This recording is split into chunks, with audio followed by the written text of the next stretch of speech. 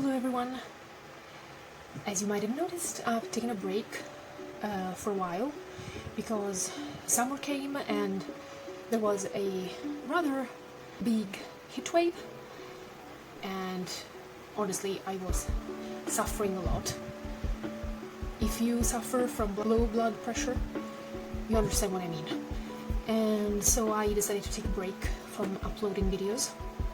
And now I decided that it was time to catch up on some ARC reviews. As you can see, it releases from July to September, which is where I basically paused. Some obviously were published in July, so they've already been published. Some are going to be published this month or were published just a few days ago.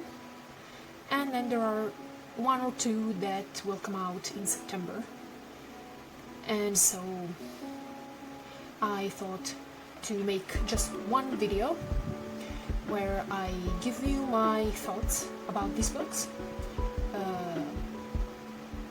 And well, I think it's time to begin. I just hope you've been doing well, and I hope you enjoy these reviews and that you'll let me know if you've read these books and if you're interested in talking about it or them in the comments. The first one I'm going to talk about is A Witch's Guide to Magical Innkeeping, and of course I have to thank Penguin Random House International for the digital ARC. So let's talk about this book. Being a lover of cozy magical reads with a found family trope, I read the first book by this author, which is The Very Secret Society of the Regular Witches, expecting to find a new favorite book because I love cozy fantasies. In the end, I did find it cute, but it was a love. So I read the second book, which is this one, which is basically not a sequel, but a book with similar themes and I guess taking place in the same world, the same universe. And so I read this book in the hopes to see some of the unexpressed potential of the first book come to fruition in this one. I think I liked this book slightly more than the other in some respects. I felt a bit more connected to the characters and I liked the grumpy romance. I appreciated that the author touched on themes such as racism, misogyny, classism, finding a place to belong, and of course the found family trope is back here as well, which was probably my favorite. I'm not sure I'm satisfied with the ending, to be honest. I'm not going to spoil anything, so I'm not going to go into detail. Let's just say that it wasn't satisfying for me personally, but I can see why the author chose to go in that direction. Next is The Last Dagger, and I also have to thank for this digital ARC Penguin Random House International. This book piqued my interest because it is partly inspired by the two authors' grandparents' love story during Japan's occupation of Korea, and has a bit of fantasy in it, which I always like. While I did appreciate the themes dealt with in this novel, which is colonization and its brutality, the resistance, the sense of identity and hope, the need to survive in people's hearts in order to defeat those who try to annihilate and oppress, which are sadly relevant even today, I can't say this book met my expectations. The first thing I noticed was that the characters talked in a way that sounded too modern considering the setting, and although I tried to overlook it, I could not but feel like it didn't sound right. The writing in general is not terrible, but could have been better. Secondly, the more I went on reading, the more I couldn't understand the female lead's actions. I mean, I could see where she was coming from, but I just had the strong impression that her decisions were more influenced by the plot than by a proper character development compared to the male lead. And then there's this theme with their love story, which, I don't know, their love story was not very well handled, in my opinion, because we readers should come to love them together and root for them, but we don't actually get to see much of them together, because there are a series of time jumps, Then they get separated, and this can be a bit of a spoiler, so be warned. The authors decided to go with a weird. Then they get separated, and this can be a bit of a spoiler, so be warned. The authors decided to go with a weird sort of love triangle, making the female protagonist spend more time with another character that we already know she'll never end up with, but was clearly needed for the plot.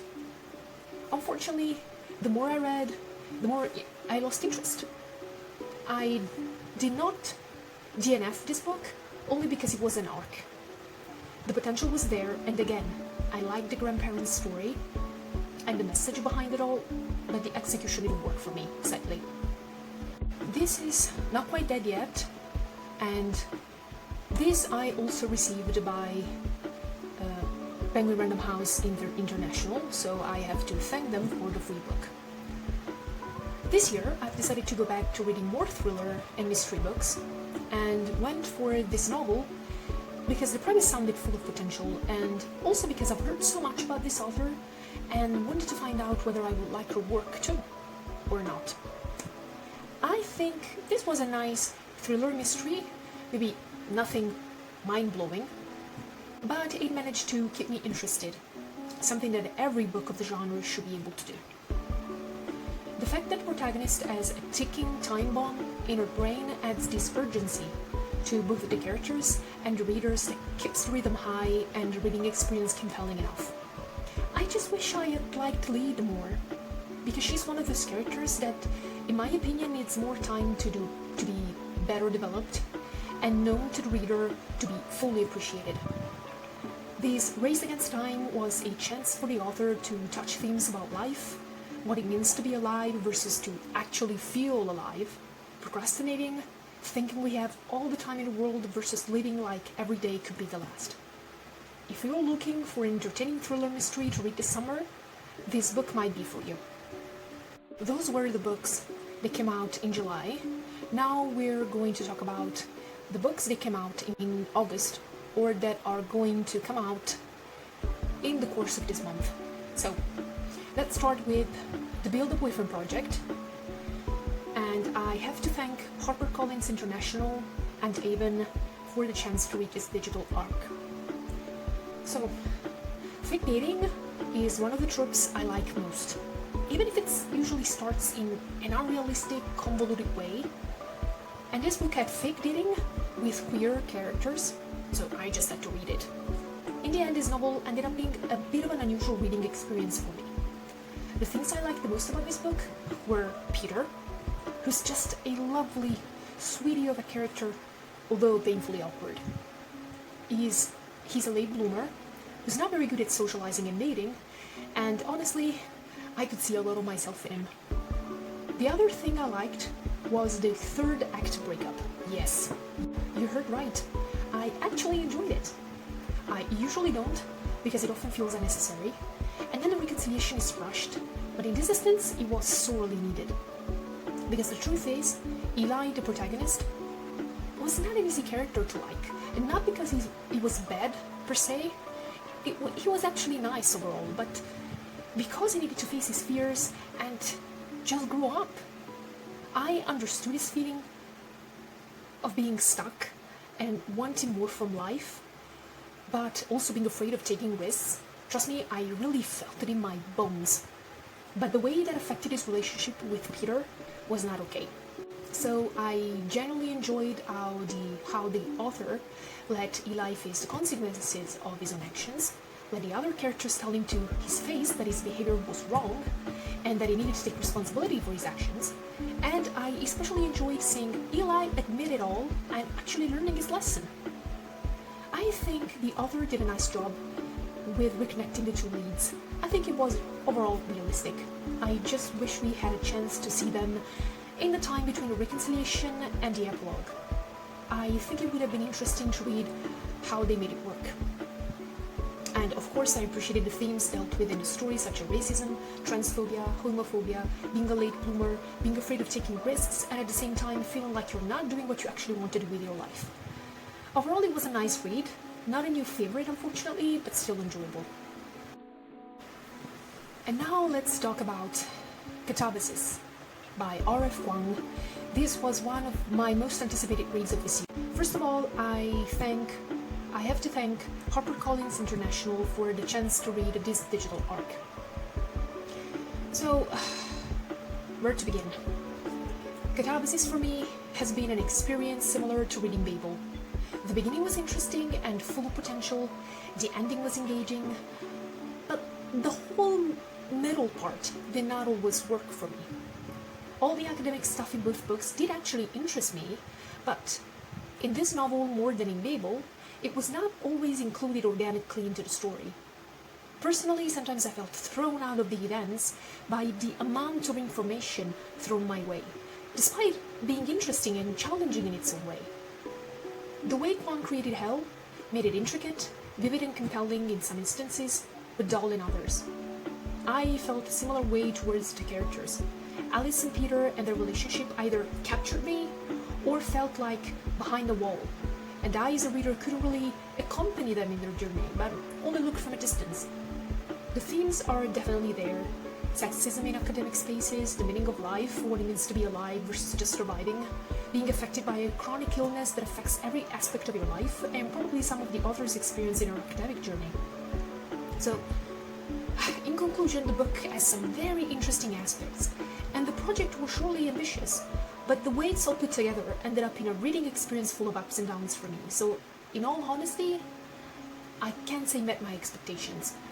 But I've also come to the conclusion that I'm just probably not Kuang's ideal reader, and she's not my ideal kind of writer. I like her ideas a lot. I mean, she has very good ideas, but the way she puts it all together, it just doesn't feel satisfying for me.